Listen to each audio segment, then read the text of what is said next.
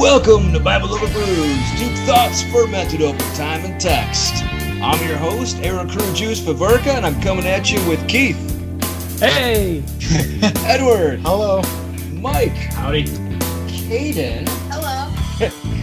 And Mr. Michael O'Neill, the miracle hunter himself. How you guys doing? Excellent. How are you tonight? Yeah, this is great. I'm happy to join you. We're looking forward to having you on. We are going to be having Leinenkugel's Snowdrift Porter. Drift into winter with Snowdrift Vanilla Porter, backed by popular demand as our winter standalone, because we're finishing up winter. A full-bodied brew with hints of cocoa, coffee, and caramel, brought out by roasted malts and aged on real vanilla. Our Leinenkugel Snowdrift Porter is smooth and cream-making for a perfect warm-up past winter. So everybody, cheers. Cheers. I'm going to pretend this is one of those because I like that beer. Right off the bat, it is rather dark, and it's almost like a liquid walnut. It looks a little like coffee. That's maybe those hints of coffee. A lot like coffee. Has a pleasant aroma. Definitely get the hoppy aroma. Yeah.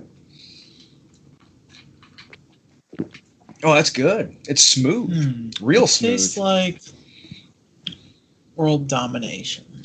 I don't know.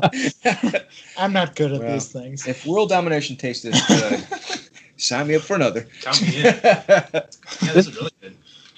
This could be your niche in the beer tasting industry, Edward, is if you say it tastes like world domination or bitter defeat, and you try to convince people that they should be tasting world domination too, and they don't do it, and you look like you're just really good at this.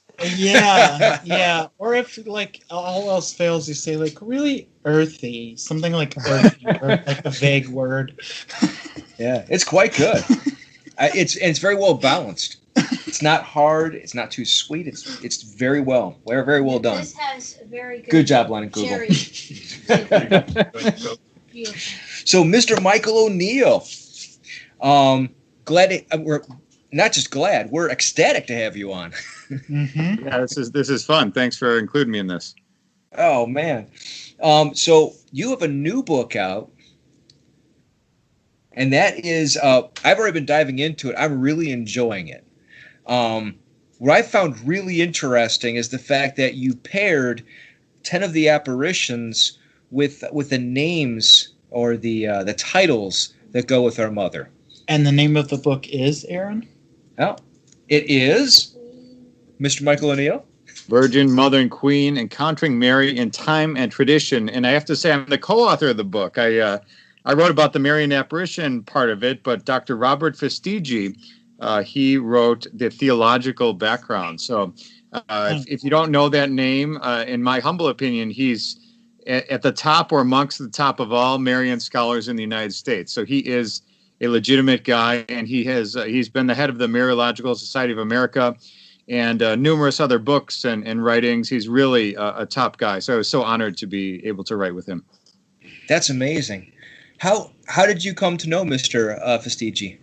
So Dr. Festigi, he's part of the Mariological Society, and I am as well. So we've had the experience over years of going to these meetings once a year and sitting down and talking, sometimes over a brew, sometimes not, but just discussing, Mary of all things. And he knows more than anyone I've ever met, because he can just quote papal encyclicals off the top of his head, and he just knows all the writings of the saints and the popes and everything. And if there's ever a question to be answered about Mary, he's the guy. And that's why the book is great, because sure, you can read about some of these incredible miracles that have happened, but if you ever had a question about Mary and how she fits into salvation history, he details that in a question and answer format that's really easy to read.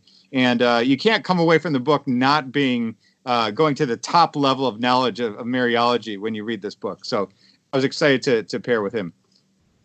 Yeah, I've been really impressed with it. And it's nice because the book has several levels to it. I love the fact that each one of them goes over the details of the apparitions, but then it also goes over to the theological significance of each one of them. That's right. And I think, we each stayed in our own lane, so to speak. I mean, I was the main guy behind the writings on the apparitions and the history. So I put all my knowledge and experience into that. And he really just laid down the theology. And I think, you learn so much, and I learned so much. I feel like, I've been studying Mary and Mariology for years, but I learned so much in teaming up with Dr. Fastigi on this one. So it's one of these books that's kind of fun to read and educational at the same time. So I think it's a good one for Catholics everywhere. Definitely. So now Mike's a bit newer to some of the because this is I think I explained before. Maybe if I didn't, I apologize. We're kind of an interfaith podcast where a couple of us are Catholic, a few of us are evangelical. We even have an agnostic that pops in frequently. So which is fun because then we get to answer each other's questions. So it makes for an entertaining podcast. Sounds good. So the one of the things I wanted to bring up is the significance of Our Lady of Guadalupe in your life. Oh, thanks. It's a great thing. I mean, I think that everybody has all Catholics have their own title of Mary that they're attracted to. It's kind of like having a baseball team. Everybody sort of cheers for their specific one. But I really Our Lady of Guadalupe is the title of Mary that syncs up with me the best. And I think that people wonder how I turned into this miracle hunter guy, and it really dates back to my own mother, who had a devotion to Our Lady of Guadalupe as a young child, and she actually had the terrible experience of her mother falling away from the Catholic faith, and it was through her prayers to Our Lady of Guadalupe that my grandmother, who had fallen away from the faith, had come back. And like Catholics like to do, or maybe all believers of any sort like to do, is she made a deal with God. She said, God, if you bring my mother back to the faith, someday when I grow up, I'm going to be a school teacher. And every December 12th, on the feast day of Our Lady of Guadalupe, I'm going to teach all my school kids the story of these incredible miracles. And if I have any children of my own, every December 12th, they're going to hear the story of Our Lady of Guadalupe and St. Juan Diego. So I wouldn't be telling the story if it weren't the way it happened, but every December 12th growing up, I heard that story because my grandmother came back to the faith. And, the stories of Juan Diego and the apparitions and the conversions of the 9 million Aztecs and the miraculous tilma that science can't explain, all these things. I heard about these things a lot as a kid, and it kind of just got baked into the fabric of my brain, and so growing up, that was something that I had a great interest and love for. And so I really wanted to study this more as I grew up. Yeah. I found that one shocking as well, especially because there's so many layers to that apparition. Yeah, I think so. And on a very basic level, I mean, I think that, this guy, Juan Diego, who's a saint, he's this happened in 1531, according to the documentation. But, here's a guy who has a vision of the Virgin Mary, and she says, go talk to the bishop and have a church built so that people might honor my son, Jesus. And so Juan Diego is like a simple guy, and he says, who, me? Are you talking to me? I don't know what to do with this. The bishop's not going to listen to me. We all kind of have that experience, don't we, when we talk about spreading the gospel? How are we supposed to do that? How are we equipped to do that sort of a thing? So I think we can all kind of understand the position of this Juan Diego, this simple guy who says, I'm not really the guy for this. Let the holy rollers do it. Let the big shots do it. I'm a nobody. So I think the story of Juan Diego and taking on that mission and seeking the bishop, and then when they built that church and they told that story to all the people, they had 9 million converts in 10 years, people who were not practicing any kind of Christian faith at that point. And there were just mass conversions and a great faith in God. In Mexico, even today, is a big-time Catholic country due to this influence of Our Lady of Guadalupe and the work of St. Juan Diego. So it's kind of an amazing story. Yeah, definitely. I think it's interesting that your story struck me that, you heard as a child some miracles and the historic value. And I think everybody, at least in today's day and age, hears of a possibility of a miracle, but we all kind of wait for the miracle to come to us. And I really think it's inspiring that not only did you go seek those out, but now you wrote a book to make that history available to people. I'll definitely be checking it out. Oh yeah, thanks a lot. I mean, I think that The book is an outgrowth of many years of study, and I've got a couple other books under my belt as well. And my real work, life's work, has been the website miraclehunter.com, where, it's we can get into this more if we'd like, but sort of on the side, I was a respectable engineer. I had a nice engineering degree and a nice job, and on the side, behind the scenes, at night, I said, I want to study miracles. I want to know if they're legitimate. And so I actually posted this website, miraclehunter.com, and I started posting anonymously on there and just chucking up all these stories of miracles that I could find, that I could investigate and see what the Catholic Church said about them, and post all I could. And so over the course of many years, I kept posting and posting and posting, and all this stuff started growing. And all of a sudden, I started getting speaking offers. I got book offers. Dr. Oz and Megyn Kelly called me. National Geographic called. So all these things opened up, and it's all because of the curiosity that I just want to see, are miracles real? And I just wanted to share that with the world. That's awesome. Yeah. And the great thing is that you have the podcast where you run this information all the time. Mm-hmm. So it's really easy for people to keep up with your research. Yeah, thanks. As I can tell, you guys enjoy this sort of thing as well. I don't drink as many beers as you do while I'm interviewing people, but I like that angle. I might try it. But when we every week on Relevant Radio, I get to interview two guests, and it's really fascinating. I thought it'd be so hard to get guests to come onto my radio show, but it turns out everybody wants to hear the sound of their own voice or something like that, or promote their own thing or whatever it is. So everybody wants to come on, and I've had people like Harry Connick Jr. or any of these bishops have come on my show, and it's Jim Caviezel, Jesus himself in film, so it's been a fun thing to invite different people on and get them on, as you have the same experience. But it's a great honor to talk about miracles, and that's all I do. I'm a one-trick pony. It's all miracles all the time. So every week I talk to new people about miracles on the show, and I really love it. Yeah, this has got to keep you really busy.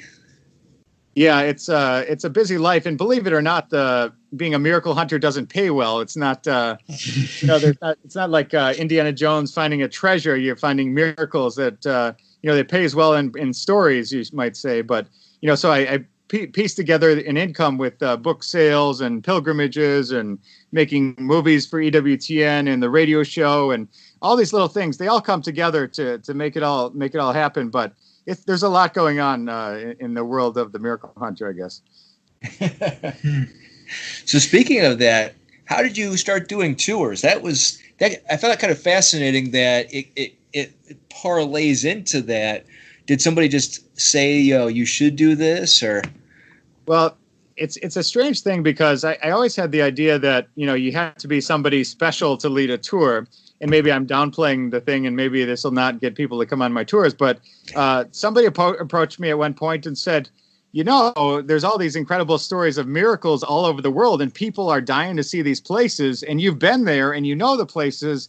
Why don't you take some groups with you? So, so that's what happened some years ago. And every year I pick a different international place of miracles. We went to Fatima for the 100-year anniversary. We went to Lourdes last year and all over France, all the Marian apparition sites of France. And so next year, this year, if coronavirus seems to calm down, we'll be going to Poland and Lithuania. So nice. Yeah, it's an amazing thing. I feel very honored and blessed to be able to do it. And one of the fun things that I've been doing is I've been taking my EWTN film crew with me on these pilgrimages. So we've been filming little episodes at each and every stop along the way. So perhaps later this summer or later in the year, we'll be coming out with a full set of Miracle Hunter travel series. So that'll be coming soon. That would be phenomenal. Yeah, so I'm having a blast, just doing what I can to spread the word. And I think that people get excited about miracles, just like I do, maybe not to the extent that I do, but I think everybody has doubts. Everybody has questions. Everybody has their ups and downs with their faith. But I think miracles are that way that, God shows himself in our world. So, I think that a lot of people find solace and excitement about their faith when they hear miracle stories. Yeah. I found it really interesting that you brought up that you say you really like the Eucharistic miracles. Yeah, they're my favorite, actually. I think, I started miraclehunter.com just specifically focused on the miracles of Mary Marian apparitions, and those are amazing. And there's been 2,500 claimed Marian apparitions in history. So if you say only a tiny percentage, even if only a tiny percentage are true, we're dealing with, a significant phenomenon. But the reality is, when you talk about Marian apparitions, you're still talking about the testimony of a reliable witness. You're talking about people, hopefully they're telling the truth. Hopefully the Catholic Church has run all the psychological tests they can to find out that this person is not just making it up. When it comes to Eucharistic miracles, science can prove that the miracle is happening, which I find amazing. And as an engineer and a scientist in my own right, I love the fact that there's some proof, not just the testimony of a witness, which I still will take under the correct scrutiny, but the proof of science is really exciting. Right, which is phenomenal. Yeah, because there's only a handful of the apparitions with good, solid evidence. Like Our Lady of Guadalupe, or perhaps Our Lady of Las Lajas, or Our Lady of Akita, where there's something tangible left behind that can be evaluated. Yeah. I'm impressed with your knowledge. Most people can't rattle that list off so easily. So thank you very much. That's impressive. Nice. Thank you. I think that's interesting that you bring up, you have something that involves science. So you have people on different sides of the coin. And I think there's a third one that I'm curious about if you have any insight on. So you have believers who want to believe in the first place, but maybe, they hear these and they're inspired to kind of carry on. And then you have scientific unbelievers who then when they see Eucharistic miracles and things like that science can back, at least it will stir that question. But what about, I think New Age is something that really seems to have a lot of steam right now. And, I have a friend who's reading, what's her name, like Sylvia Brown's like psychic book or something like that. And so it talks about like people walking and seeing spirits and things like that. So I'm just curious if there is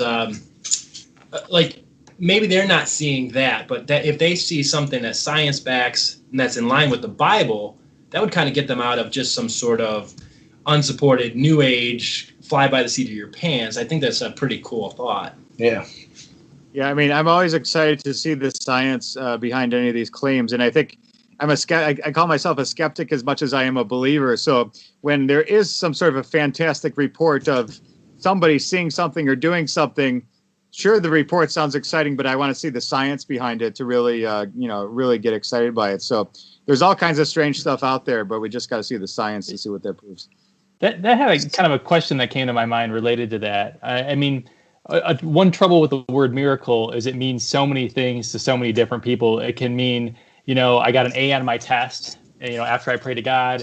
I keep thinking of, there was a story of a Bible that was secreting oil in Georgia, and then they finally found out a few months later there was actually a guy buying tons of oil from a supply store. But on the other hand, I was wondering if you could unpack a little bit like some of the scientific rigor the church goes into for the benefit of those who might not be aware of, just saying something is a miracle because it seems like it, just happened out of nowhere versus actually going in and investigating it. Yeah, it's a great question. And I had a experience with this exact thing where different people have different opinions on what a miracle is. And, like you say, you lose your wallet, you lose your cell phone, and those things come back. Or, you pray for the beautiful woman to marry you, and maybe she shouldn't have, and that's the miracle, or whatever the thing is.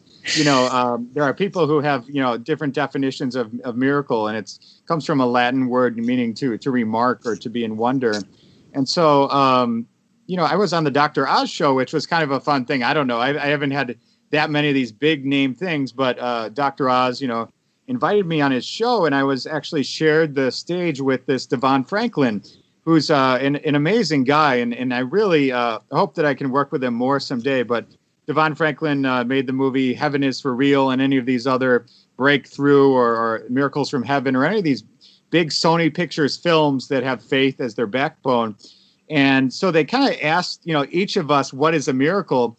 And I had to chuckle at it in retrospect because Devon sort of said, don't you know, life is a miracle. Everything is a miracle, and here I was saying, well, it must be follow the church's criteria in order to, to be considered to be a legitimate, validatable miracle, And so I was really stuck in the science, and Devon had his head in the clouds saying, the fact that we're breathing at all is miraculous. So there's a huge spectrum on what a miracle truly is. But when we look at the Catholic Church, I would say the best way to examine how the Catholic Church looks at miracles is looking at the cures at Lourdes or the cures used in canonization causes. So you may or may not know this, but at Lourdes there have been about 7,000 remarkable cures of people who have bathed in those waters. That's in Lourdes, France, with St. Bernadette Soubirous. She uncovered that fount, and then people went in there for years and years, and even to this day, even they had the 70th cure out of 7,000 remarkable and many millions of other ones that have happened there. And they also use the same criteria, this Lambertini criteria, when they look at the miracles used for canonizations of saints, and that's in Rome. And they only look at these cases where somebody has prayed to just one saint for their singular intercession. So, for example, if your father had cancer and you prayed to John Paul II and Mother Teresa and St. Francis and St. Therese and somebody who might be a saint, if that cancer went away inexplicably and you went to your priest or to the bishop or to the pope and said, hey, I've got a miracle for you, I prayed to these 5 people, he would say, I don't know, I'm not sure if we're going to go with the one maybe saint, we're going to go with one of the legitimate ones who have real miracles. So they're very specific.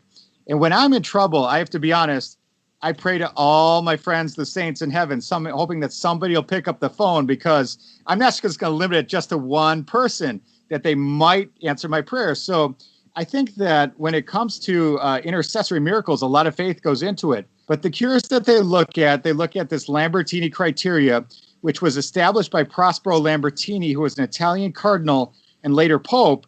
And his criteria is still in use in the church today. And he was born in the 1600s. So he said a cure must be a serious medical condition, not liable to go on its own. It must be an instantaneous. It must go away quickly, not over the course of years. Complete.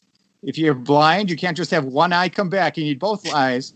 And lasting. It has to not disappear and then come back. Like somebody who has cancer, if it goes into remission, then comes back in another year or two, that doesn't count if it keeps bouncing back and forth. It has to be completely gone.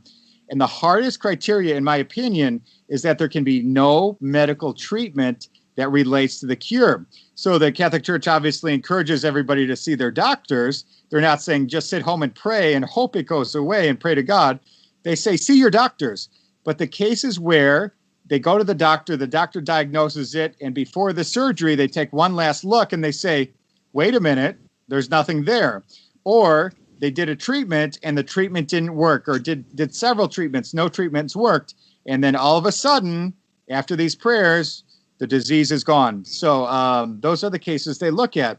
And so they use a very, very strict criteria, a little bit of a miracle anytime anything is declared a miracle. There's a panel of 7 doctors. They need 5 out of 7 in order for it to be considered a true miracle. So this is the Catholic Church's process in specific when it comes to healing miracles, which all religions can agree on. Doesn't matter if you're Catholic, Protestant, or otherwise. When you look at these things, it's the healing miracles, not the Eucharistic miracles or the miracles of Mary. Those are controversial because they imply that you might have to believe in the Eucharist or believe in Mary once those miracles happen. So people across the board don't want to touch those, but healing miracles are the ones that everybody gets excited about.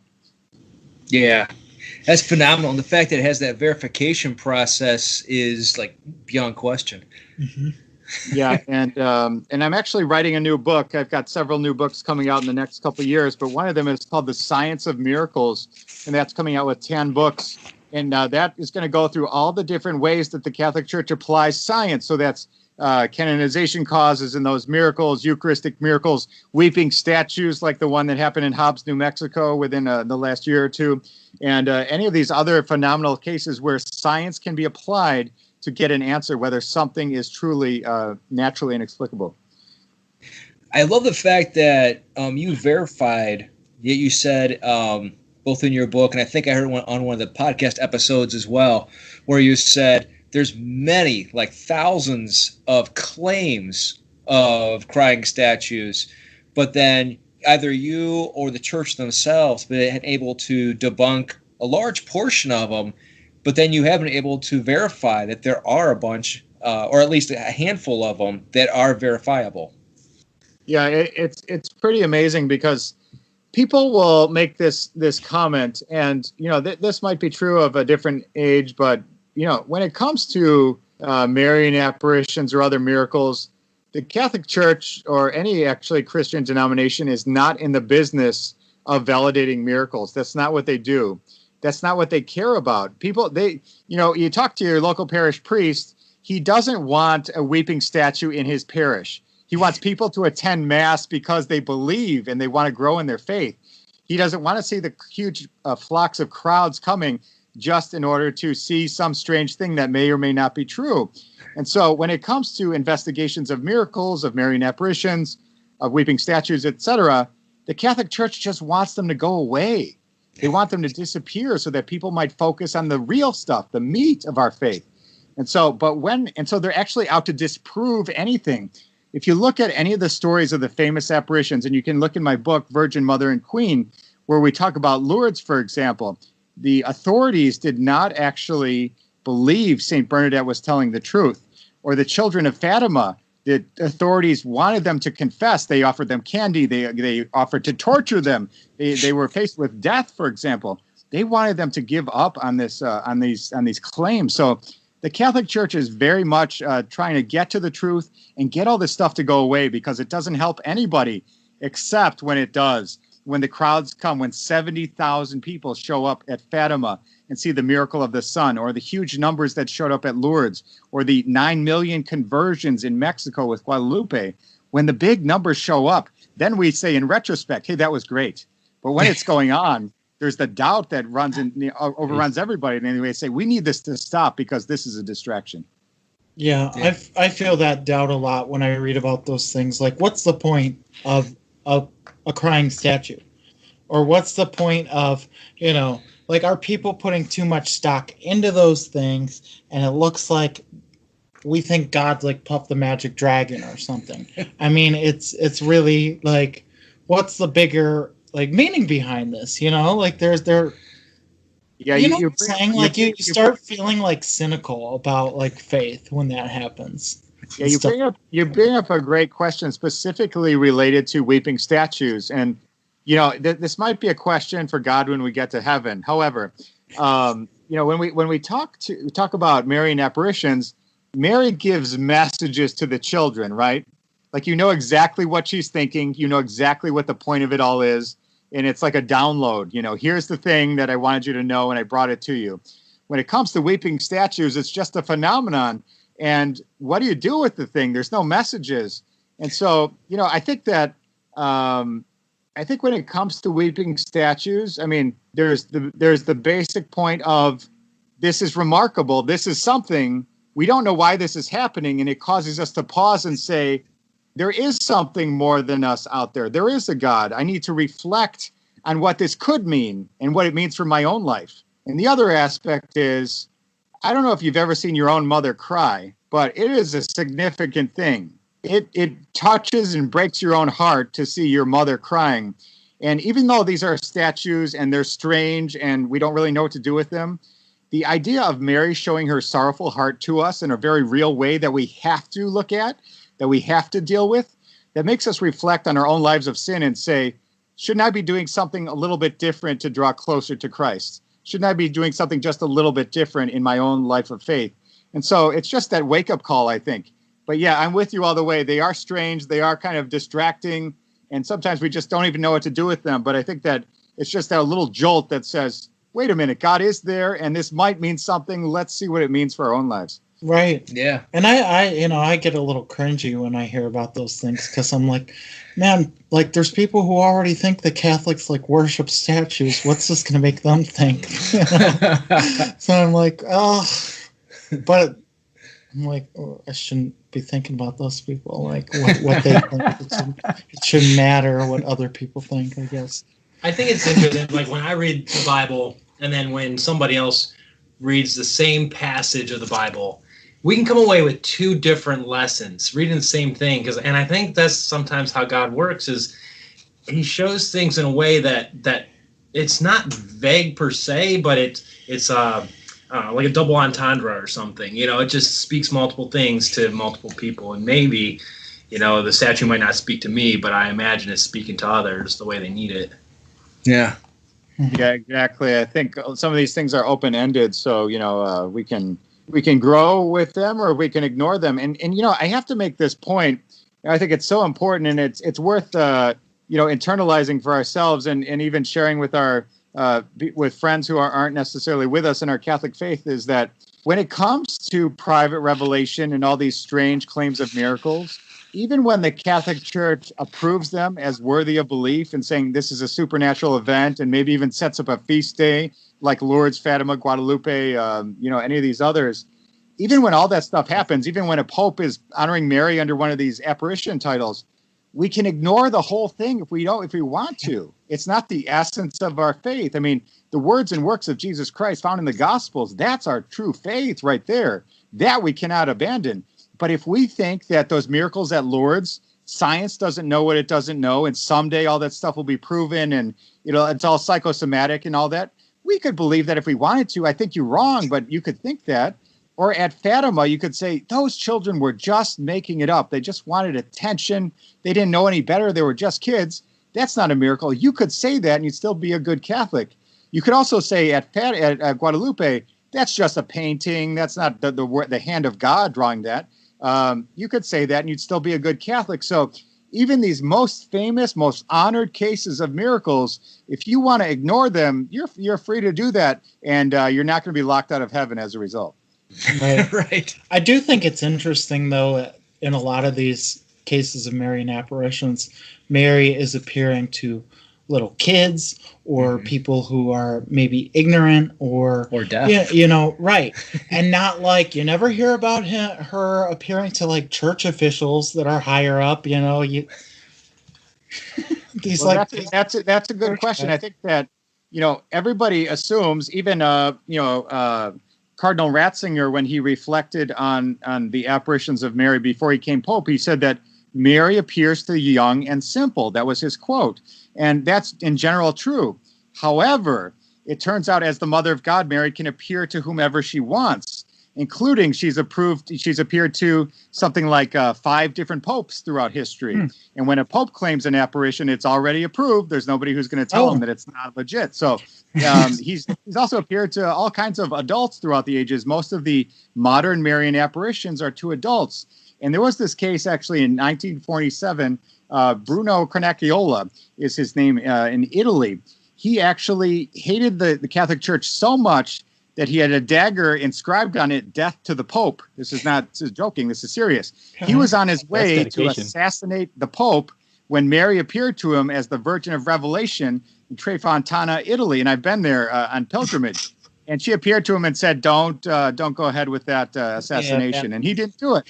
And instead he went to confession to the Pope. Can you believe that confession? Bless me, Holy Father. I sinned. I had one really bad intention and whatever. I've never been to confession. Anyway, so it's amazing. Mary appears to all kinds of people, but the ones that we know about are the ones that she appears to saints, where she appears to children. Those are the cases that really get all the attention.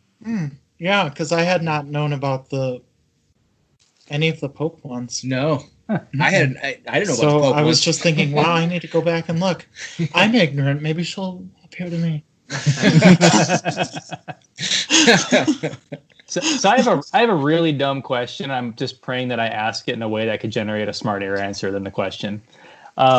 So it's a popular thing in media, and it shows up on eBay or the news or whatever. The idea of the Blessed Virgin appearing in my grilled cheese or my piece of toast or whatever, and is like when I think of miracles, especially Marian apparitions, like I think of a lot of these have a common character they demonstrate of Mary. They don't just a piece of Mary's personality just doesn't come totally out of the blue.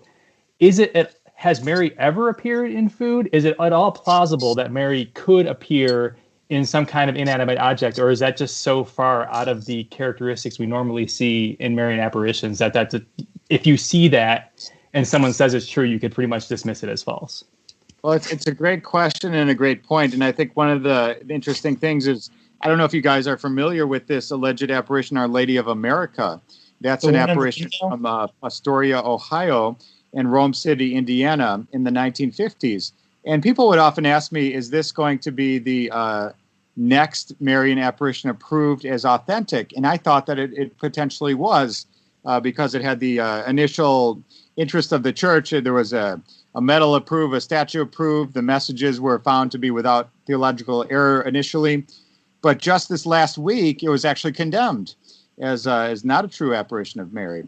And so one of the things that, in retrospect, when you look back at it, Mary is very loquacious in these apparitions. She says a lot of words. She says speaks in a way that's very different than she speaks at Lourdes and Fatima, for example. And so you might say, is this so different than the normal Marian apparition? Maybe it is. Maybe it is.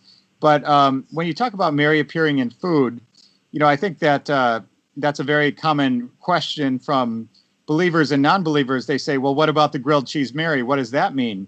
And of course, we can laugh at it, and I do laugh at it. And in every presentation I give, I always show a picture of the grilled cheese Mary just to give that sense of, we do have Our Lady of Guadalupe appearing on the tilma of Juan Diego, an inanimate object, but we also have Mary supposedly appearing on grilled cheese. And so do I think that's a real miracle? No.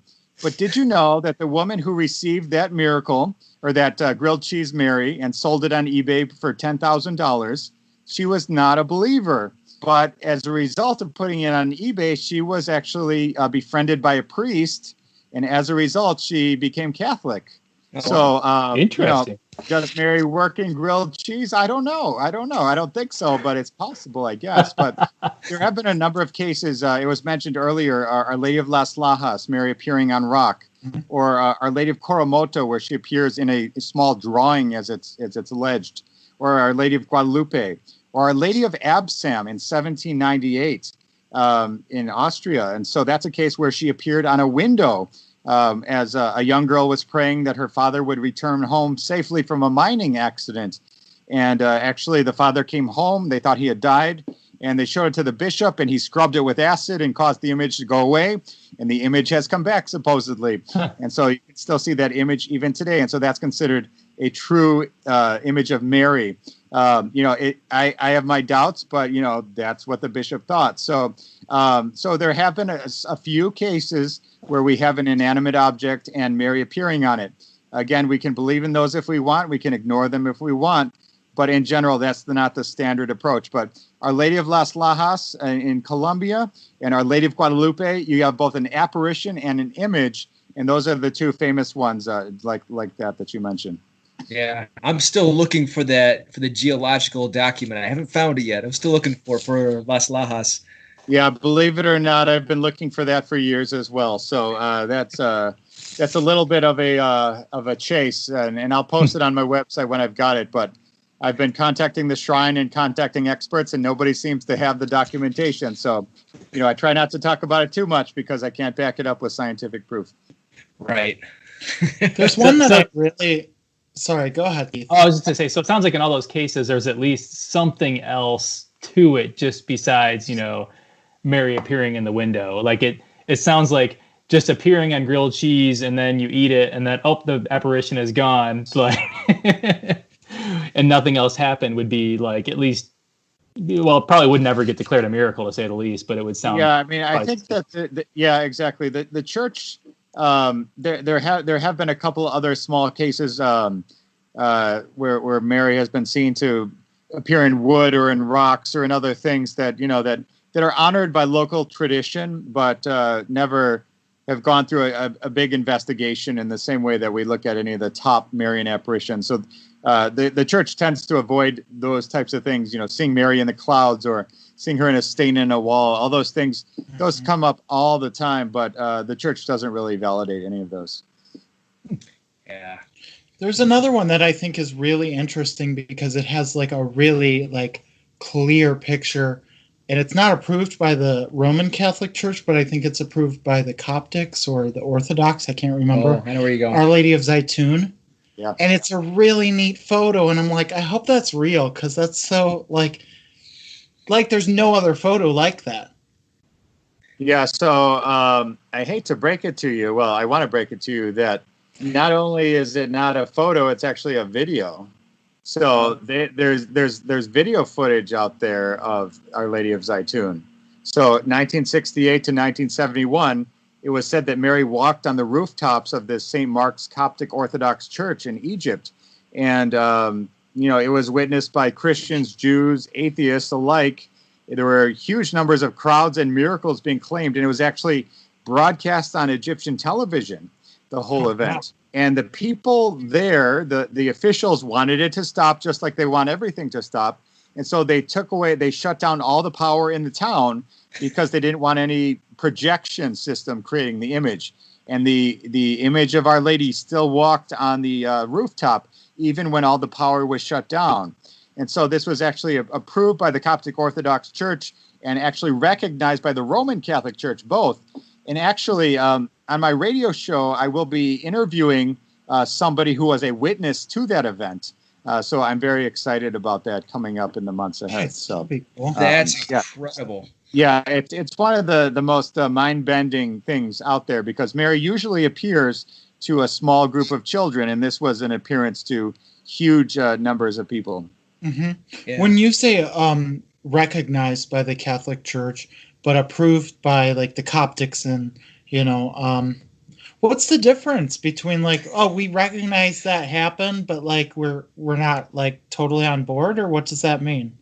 So I use these words very specifically, approve and recognize, because when it comes to Marian apparitions, there's all these levels of church authority. And so when we talk about the visions of Mary investigated by the Roman Catholic Church, everybody assumes that the Pope sends out his own personal miracle hunter to go out and investigate an apparition and report back to him if it's a true miracle, and then he'll decide whether it's a true apparition, and then he'll set up a feast day or canonize the saint because he decided. It doesn't work that way at all. So only the local bishop is the person who gets to investigate. So, it's the bishop at Lourdes or the bishop at Fatima or the bishop of Green Bay, Wisconsin. It's his decision, not the Pope's decision, if in fact something gets approved. And so the church may recognize it later, the Vatican may recognize it and set up that feast day or build a basilica or canonize that visionary or send a golden rose, or the Pope may visit, or they may compose a prayer.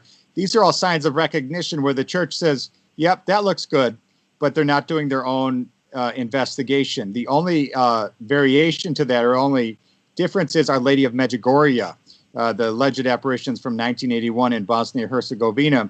But circling back to Zaytun in Egypt, that is because the Catholic Church didn't have the authority to make a decision on that one. It was the Coptic Orthodox Church who owned that apparition. I'm using that word in a funny way, but it's in their jurisdiction to make a judgment on that apparition. And they met with Roman Catholic advisors or people who reported back to the Pope, but it's really the Coptic Orthodox who it was in their purview to make a decision on that apparition.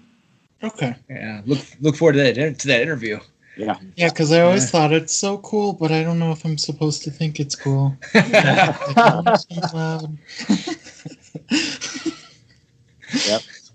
Okay. Caden has a question. You do have an EWTN series, right? Yeah, About I do. Americans Thank you. on the path to sainthood.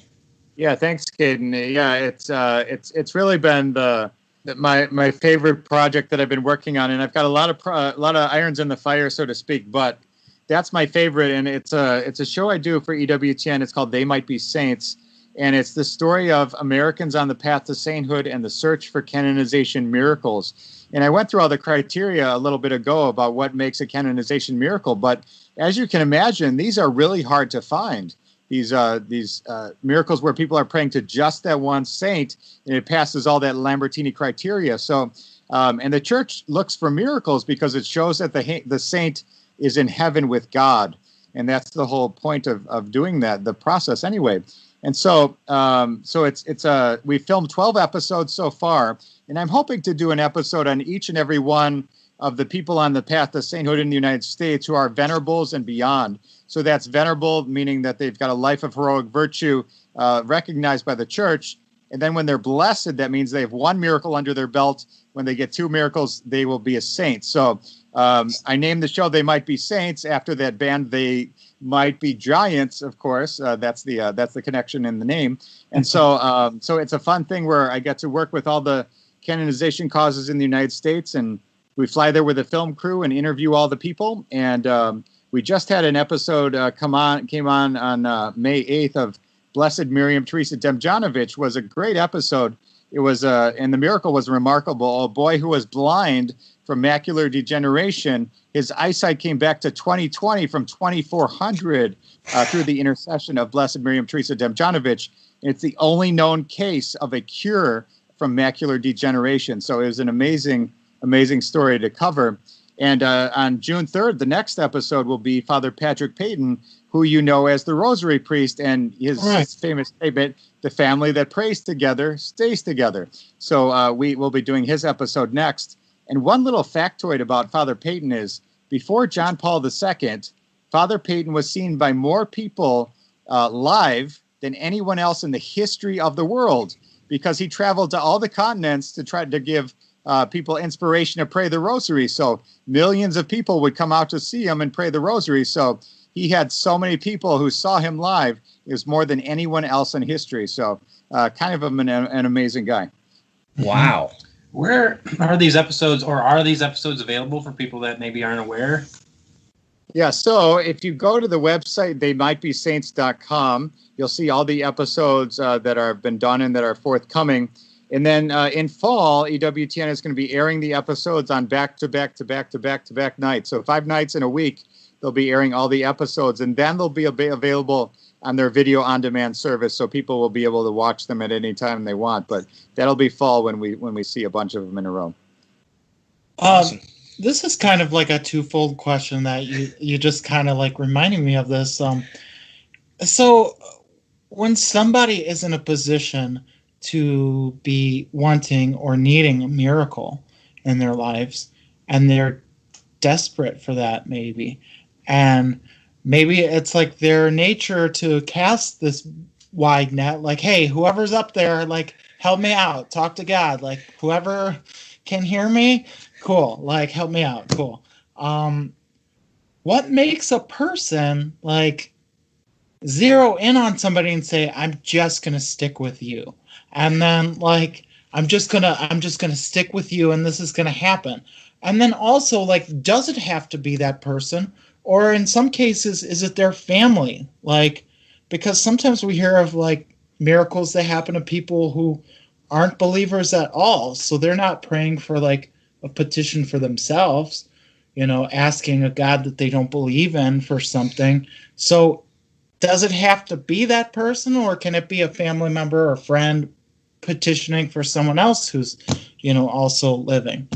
Yeah, those are 2 great questions. And so it's really funny. I'll try to answer the first one quickly, is that when it comes to people sticking to just the one saint, we kind of think that's a crazy method, right? Just to pray to all the saints. Why just the one?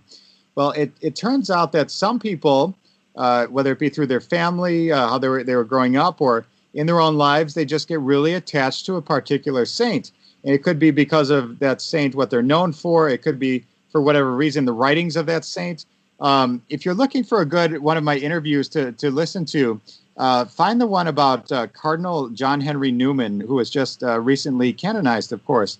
And actually, I was able to interview in person the miracle recipient. There was this woman who was a former lawyer, actually, and she had a bunch of kids. And she was actually having a miscarriage. And she had miscarriages before, and she was lying on her bathroom floor, couldn't find her phone, or didn't have her phone. She was actually bleeding out and would have died on the floor, but she calls out to Cardinal Newman, who she had a deep spiritual friendship with her. That's the way she explains it. And the bleeding stopped instantaneously, and the doctors looked at her later, and they found out, that she should have died from this. And but it's because she had a very specific connection to him.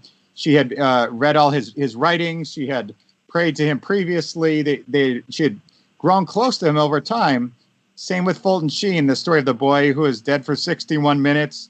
and the mother and the family all prayed to Fulton Sheen. Their family had a big time devotion to that man. So they sought him because they really believed he would help them. And when it comes to, couldn't everybody just be praying to all the different saints on their own? And couldn't that be, the thing where we don't really know who answered the prayer? Yeah, I guess it could be.